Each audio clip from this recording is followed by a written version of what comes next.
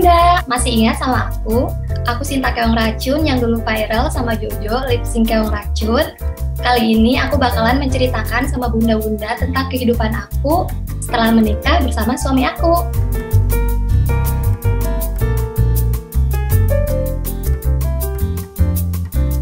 Kabar aku baik-baik aja, aku happy. Sekarang aku hidup bersama suami aku, terus ya seperti ibu rumah tangga normal lainnya lah.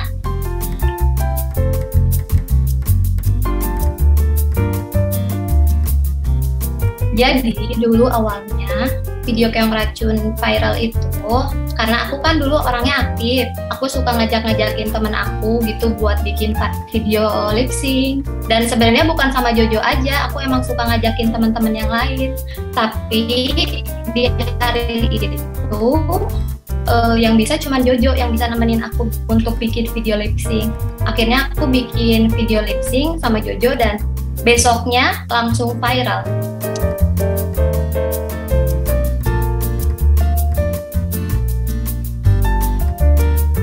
Ya jadi itu benar banget.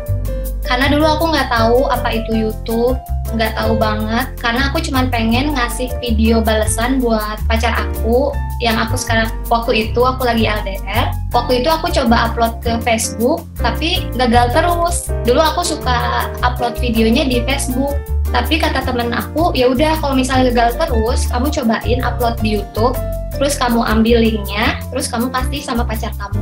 Akhirnya kita bikin YouTube, cuman buat itu aja, buat ngambil linknya doang. Udah gitu, sesimpel itu.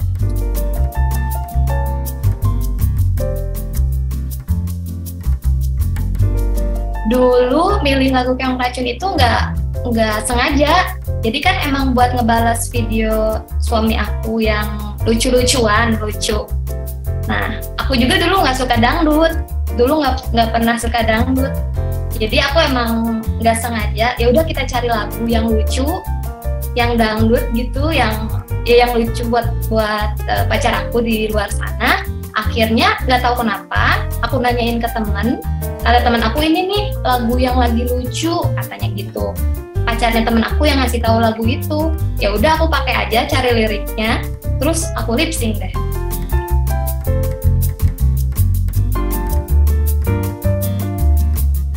Jujur dulu waktu itu meledak, aku tuh kaget banget, stres ya, lebih ke stres karena muka aku itu ada di TV, terus banyak tiba-tiba ada orang diem di depan rumah dan minta kita untuk jadi cover majalah, dan kalau kita nggak mau, orang itu bakal diem terus di depan rumah. Gimana aku nggak stres coba? Akhirnya aku stres, akhirnya aku nggak mau jadi cover majalah, dan akhirnya cuman Jojo yang jadi cover majalah saking aku stresnya.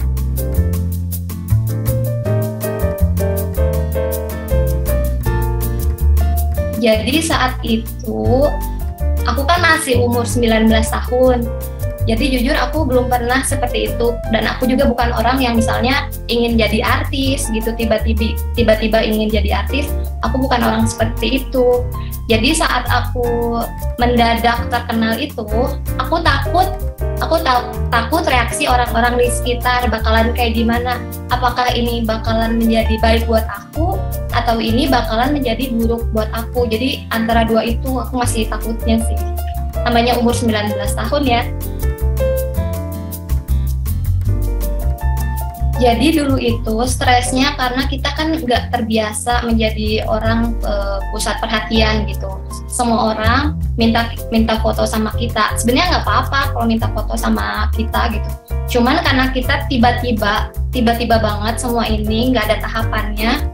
Jadi stresnya itu nggak bisa tidur, terus nggak punya privacy, dan akhirnya aku sama Jojo saling menguatkan karena bagaimana lagi kita anggap aja ini sebuah apa ya, keberuntungan untuk kita. Jadi kita harus mencoba berdamai dengan keadaan, dan akhirnya aku sama Jojo selalu saling menguatin gitu aja sih.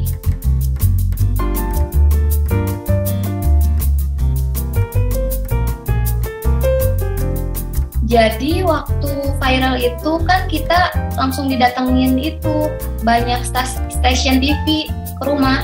Terus mau nggak mau kan kita ya udah kita terima aja, terus kita mencoba buka diri, dan akhirnya kita ke Jakarta masuk manajemen artis, dan dari situ kita memulai debut kita sebagai public figure. Dulu sih jujur kita tuh ingin jadi komedian ya, komedian sama Jojo berdua gitu. Pengennya ada di sketsa aja gitu. Cuman waktu itu banyak yang kasih masukan juga, karena kita kan udah terkenalnya di lagu Keong Racun. Kenapa enggak kamu bawain lagu sebagai duo gitu. Dan waktu itu kita sempat bikin lagu judulnya Tokek Belang.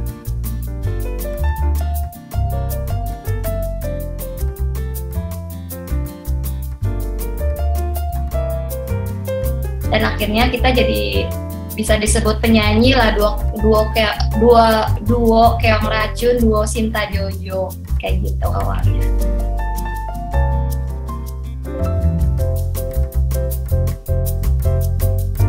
Bertahan di dunia hiburan itu kurang lebih sampai 2013, karena akhirnya aku harus menikah dan tinggal di luar negeri bersama suami aku. Terus aku bilang sama Jojo, kalau misalnya Jojo mau ngambil job atau mau meneruskan karir dia tanpa aku pun, aku nggak masalah. Tapi Jojo bilang kalau nggak ada aku ya dia nggak akan mau tampil lagi gitu.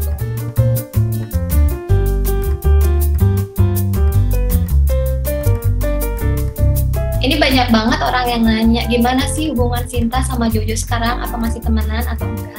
Ya jujur masih temenan, soalnya aku sama Jojo itu kan sahabatan dari SMA, sahabat gitu ya, sahabat banget. Kuliah pun kita masih tetap temenan gitu, tetap main bareng. Dan sampai sekarang pun aku sama Jojo selalu komunikasi di WhatsApp, di Instagram, bahkan terakhir kali aku pulang ke Indonesia pun aku pasti ketemu Jojo, pasti, karena dia sahabat aku.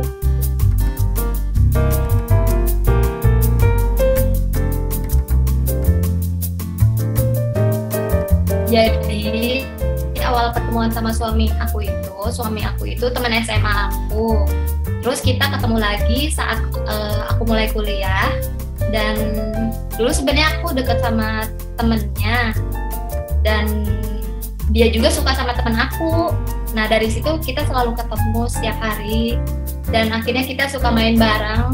Terus akhirnya nggak tahu kenapa dia udah nggak mencomblangkan aku sama temennya, tapi dia terus nelpon aku tiap hari gitu. Oh ternyata dia suka sama aku gitu. Ya pas SMA kenalnya, terus waktu kuliah baru ketemu lagi, dan dari situ kita intens ketemu setiap hari. Teman, sahabat.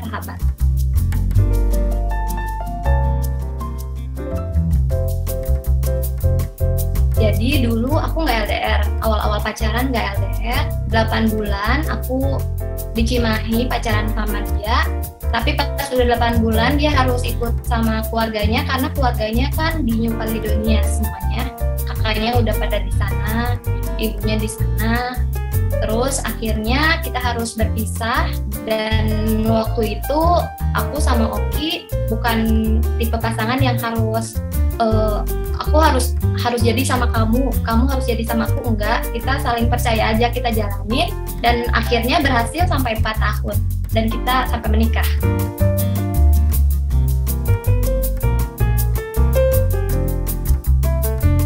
Iya bener banget, LDR itu nggak mudah. Kalau ada yang bilang mudah, itu nggak benar sama sekali. Jadi jujur aku sama suami aku dulu itu waktu pacaran, kita tuh nggak benar-benar orang yang santai ya. Intinya kita orang yang santai, jadi kita nggak pernah memaksakan kehendak, kita tidak pencemburu, kita memperbolehkan masing-masing berkegiatan asal menjaga kepercayaan masing-masing gitu. Bisa dipercaya. Tipsnya sih itu. Dan aku sama suami dulu waktu pacaran itu selalu berkabar setiap hari lewat chat, entah itu pagi, siang, malam, kita saling berkabar, dan kita video call 1 kali per minggu. Karena kalau setiap hari biasanya itu kita berantem ya.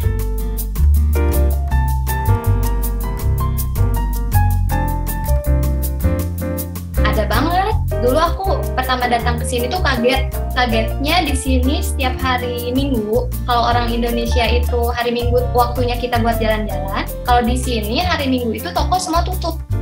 jadi gak ada orang di mana-mana. Dan padahal aku udah menunggu-nunggu hari Minggu itu gitu. Dan saat aku ke kota, kita sebutnya Centralville, di tempat di mana banyak toko-toko gitu, aku kaget banget, itu nggak ada satupun yang buka.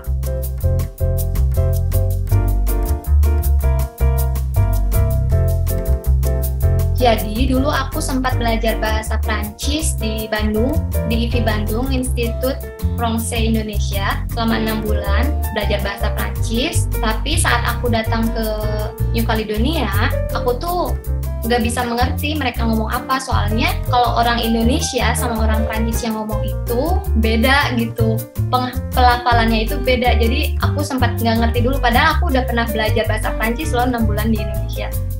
Jadi aku sempat stres juga, soalnya aku nggak bisa ikutan ngobrol. Kalau keluarga suami aku ngobrol, aku tuh nggak bisa nangkep satu kata pun, padahal aku les bahasa Prancis dulu. Karena belum terbiasa dengan pelafalan orang Prancis. Tapi lama-lama aku mengerti, dan aku ambil kursus bahasa juga di New Caledonia. Setelah 1 tahun, aku bisa ngobrol.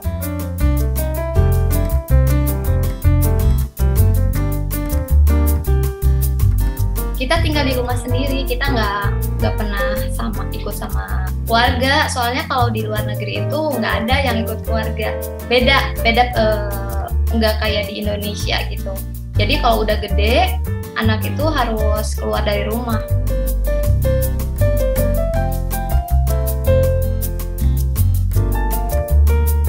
Jadi aku senang banget menjahit, sampai sekarang pun aku selalu menjahit di sela-sela waktu aku.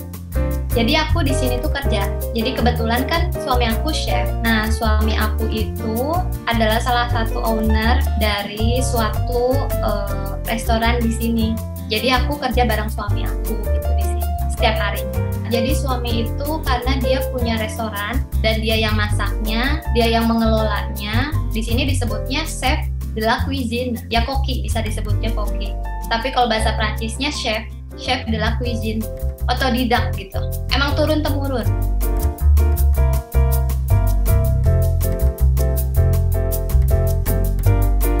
Ya, jadi aku tuh suka banget menjahit, suka banget. Jadi aku belajar itu, baru mulai menjahit itu 2 tahun yang lalu, waktu aku ulang tahun ke-30. Aku memberanikan diri buat beli mesin jahit, karena waktu itu lagi pandemi banget, awal-awal pandemi. Kita harus diam di rumah selama 2 bulan, dan aku coba bikin masker. Ternyata aku kok bangga ya, aku bisa bikin sesuatu. Akhirnya aku beli mesin jahit, dan aku cobain lagi menjahit. Itu tuh kayak healing gitu buat aku bisa fokus sama sesuatu, terus aku gak memikirkan hal lain gitu. Jadi aku senang banget menjahit, sampai sekarang pun aku selalu menjahit di sela-sela waktu aku.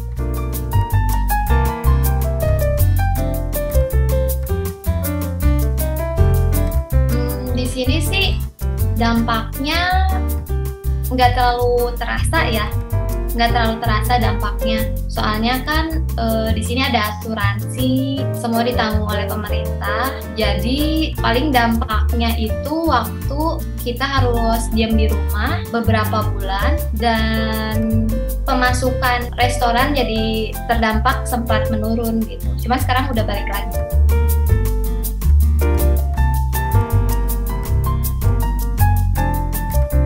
Jadi kita kan udah 10 tahun menikah, gak mungkin kalau misalnya kita tidak pernah melakukan usaha-usaha untuk mendapatkan buah hati.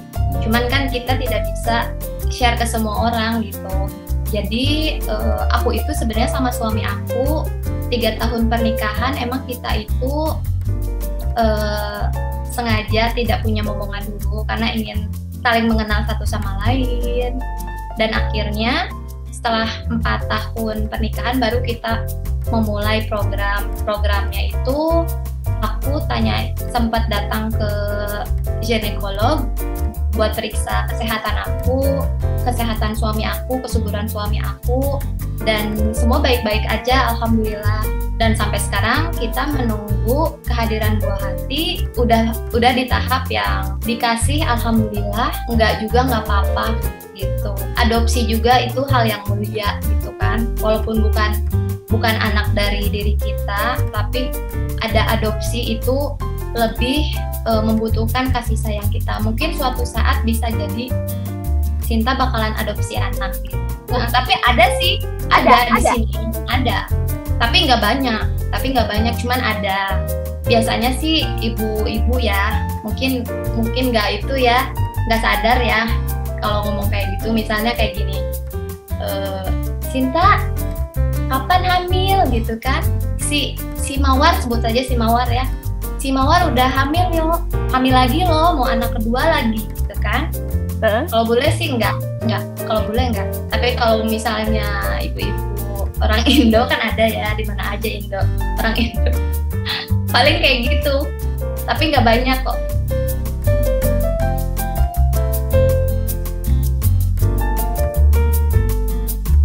Sempat sih ngomong sama suami, kita juga tertarik nanti di Indonesia mau coba konsultasi dulu sama dokter di Bandung.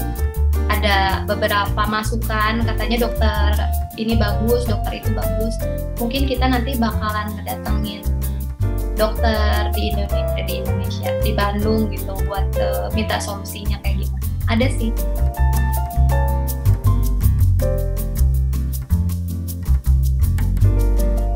Kangen banget. Aku nggak pulang ke Indonesia udah 3 tahun loh. Semenjak pandemi, terus airport di sini tuh ditutup, sempat ditutup 2 tahun. Terus sekarang udah dibuka. Mungkin nanti Januari, rencananya Januari aku bakal pulang. Aku udah kangen banget sama mama sama keluarga. Rencana kedepannya sih aku bakalan stay dulu beberapa bulan, nanti bulan Januari di Indonesia. Rencananya aku bakalan ngurusin bisnis aku di bidang fashion, karena aku kan suka menjahit dan banyak follower aku juga yang mensupport gitu untuk aku menjual karya-karya aku kayak gitu. Jadi mungkin bakalan ngurusin itu sih di Indonesia rencananya ke depannya.